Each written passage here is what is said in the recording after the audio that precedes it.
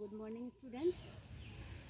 अभी तक हमने अप्रेरणा का अर्थ, परिभाषा, विशेषताएं, अप्रेरणा चक्र का अध्ययन किया और उसके बाद अप्रेरणा के प्रकार के बारे में जाना। आज का टॉपिक है हमारा, इसी से संबंधित है, अधिगम और अभिप्रेरणा। हम देखेंगे क्या अधिगम और अप्रेरणा में कोई संबंध है या नहीं है, और अगर है तो एक कक्षा में छात्रों को किस प्रकार से अभिप्रेरित किया जा सकता है।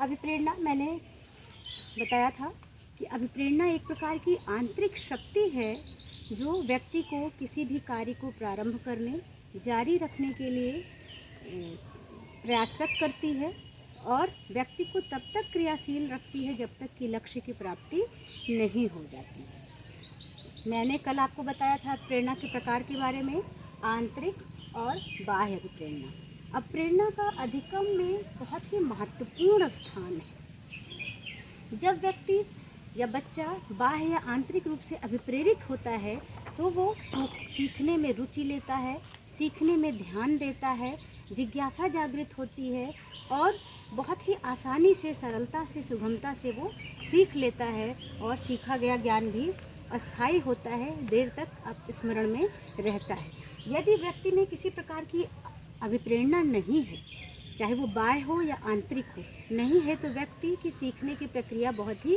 धीमी होती है।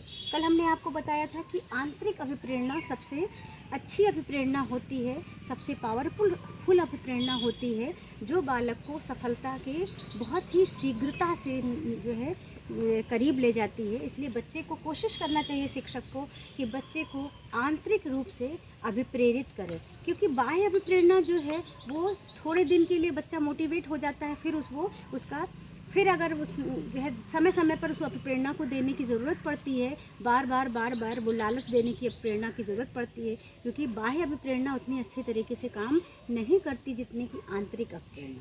और सीखने में अभिप्रेरणा का महत्वपूर्ण स्थान है। ये आपने अधिगम वाले पोर्शन में देखा, थॉर्नडाइक के सिद्धांत में, स्किनर के सिद्धांत में, पावलव के सिद्धांत में, कि उन्होंने बताया कि कैसे पुनर्बलन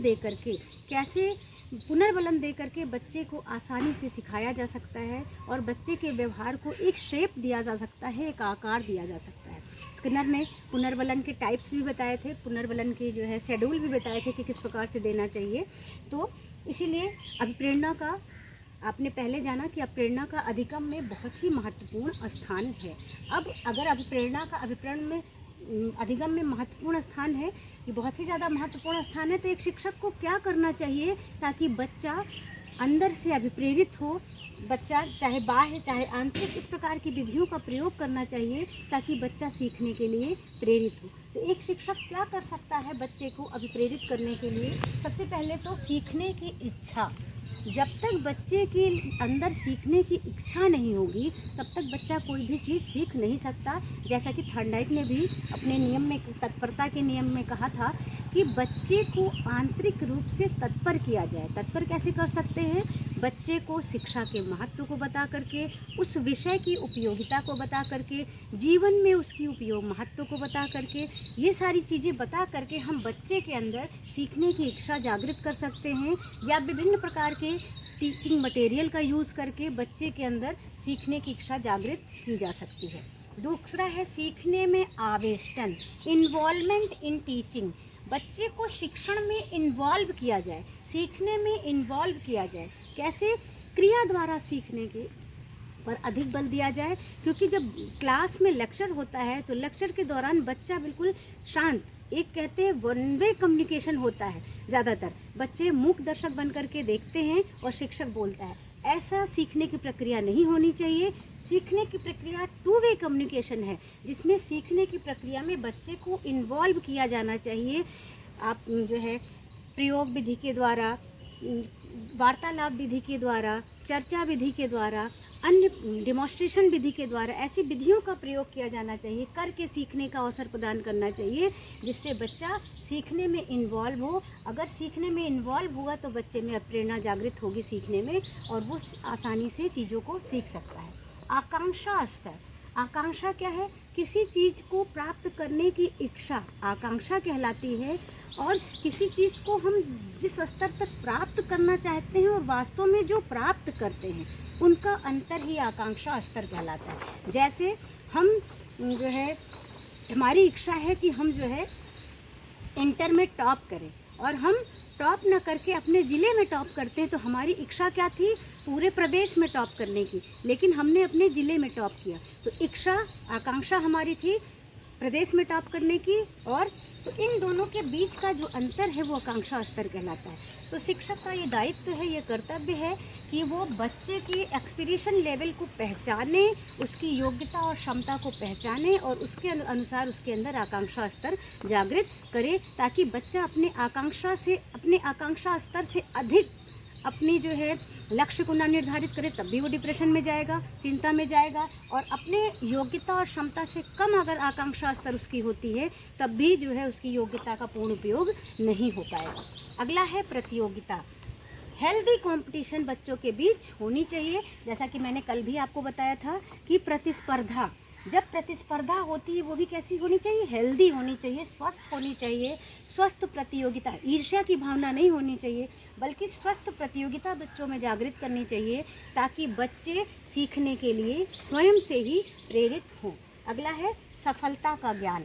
शिक्षक को चाहिए कि बच्चे को समय समय पर उसका मूल्यांकन करते रहें विभिन्न प्रकार की विधियों के माध्यम से, और उसको उसकी सफलता का ज्ञान कराते रहें, ताकि शिक्षक सिखाने के लिए और छात्र सीखने के लिए तत्पर हो सके, मोटिवेट हो सके।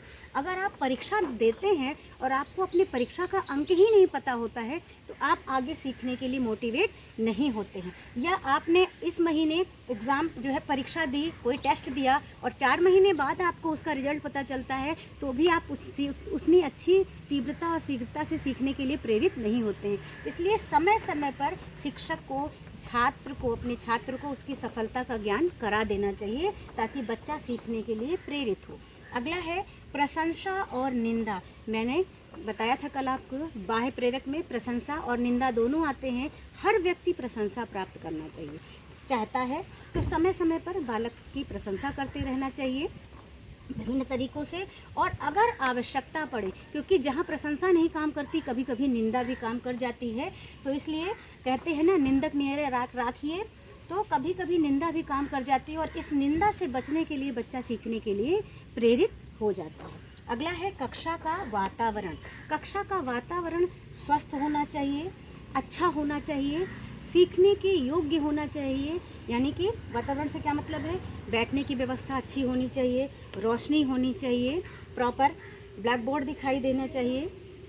ये सारी व्यवस्थाएं जो बालक पर प्रभाव डालती हैं। 2 चीज़ें होती हैं, एक होता है पर्यावरण और एक होता है वातावरण। इन्वायरमेंट एंड जो है एटमॉस्फेयर, दोनों अलग अलग चीज़ें हैं। इन्वायरमेंट जो हमें चारों तरफ से घेरे हुए है, पर्यावरण, परिधर, आवरण, ये चारों तरफ का पर्यावरण जो हमें घेरे हुए है, जिसमें प्राकृतिक, सामाजिक, सारे प्रकार के, आर्थिक, पारिवारिक, सभी प्रकार के पर्यावरण आ जाते हैं। और वातावरण जहाँ पर हम हैं, जैसे यहाँ पर हम हैं, हम क्लास में बैठे हैं, तो क्लास की रोशनी, क्लास में बैठने की व्यवस्था, क्लास में शिक्षक की जो आवाज़ है वो हमको प्रभावित करती, तो वो अच्छा होना चाहिए, ताकि जो है सुटेबल होना चाहिए, ताकि बच्चे सीखने के लिए प्रेरित हों। अगला है शिक्षण विधियाँ। बालक को सीखने के लिए प्रेरित करने के लिए शिक्षक को नई नई विधियों का प्रयोग करना चाहिए, ना कि केवल व्याख्यान विधि से पढ़ाना चाहिए, बल्कि दृश्य श्रव्य सामग्री का प्रयोग करना चाहिए, मॉडल का प्रयोग करना चाहिए, उसको करके सीखने का अवसर प्रदान करना चाहिए, समय समय पर उसको भ्रमण पर ले जाना चाहिए, और अनेक अन्य विधियों का प्रयोग करना चाहिए, जिससे बच्चा सीखने के लिए प्रेरित हो। और लास्ट है शिक्षक का व्यवहार। शिक्षक का व्यवहार बालक के सीखने में बहुत ही अहम भूमिका निभाता है। अगर कोई शिक्षक रूड है, किसी बच्चे के प्रति दुर्भावना रखता है, तो वो बच्चा उस शिक्षक का क्लास अटेंड नहीं करना चाहता। तो शिक्षक का व्यवहार ऐसा होना चाहिए कि बच्चे उस शिक्षक के आने का इंतज़ार करें कक्षा में पहले से। शिक्षक का व्यवहार लोकतांत्रिक होना चाहिए, प्रेमपूर्ण होना चाहिए, और हर बच्चे के साथ समानतापूर्ण व्यवहार करना चाहिए। हर बच्चे की समस्या को समझना चाहिए और उसके समाधान का प्रयत्न करना चाहिए, ना कि डांटना मारना। ऐसे शिक्षक जो बात बात पे डांटते हैं, मारते हैं, झिड़कते हैं, बच्चे उनकी क्लास अटेंड नहीं करना चाहते। तो शिक्षक का व्यवहार ऐसा होना चाहिए, प्रेमपूर्ण होना चाहिए, सद्भावनापूर्ण होना चाहिए, और बालक की समस्या का समाधान करने वाला जो शिक्षक होता है, जो लोकतांत्रिक व्यवहार रखता है, ऐसे शिक्षक के जो है बच्चों को सीखने के लिए प्रेरित करते हैं।